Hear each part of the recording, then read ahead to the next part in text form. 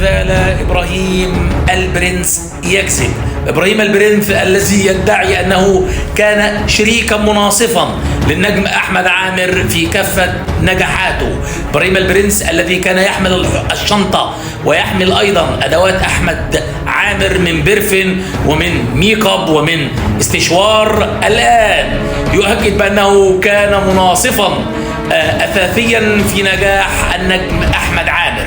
إبراهيم البرنس الذي يتآمر ضد المرحوم ويريد أن يذلل تاريخه الفني من أجل مطربا هو يعلمه جيدا والجميع يعلمون من هو هذا المطرب.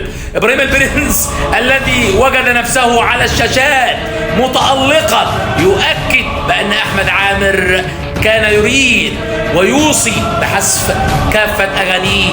والسؤال هنا، لماذا لم يوصي أحمد عامر زوجته وهي الأقرب إليه بحذف أغانيه؟ لماذا لم يوصي النجم أحمد عامر شقيقه وهو الأقرب إليه بحذف تاريخه وأغانيه؟ إبراهيم البرنس الذي يشارك مطربا مؤامرة، هذه المؤامرة قد اكتشفناها جميعا. لمدير أعمال كان يعمل لبيسا، أكد أنه كان مناصفا لنجاح أحمد عامر.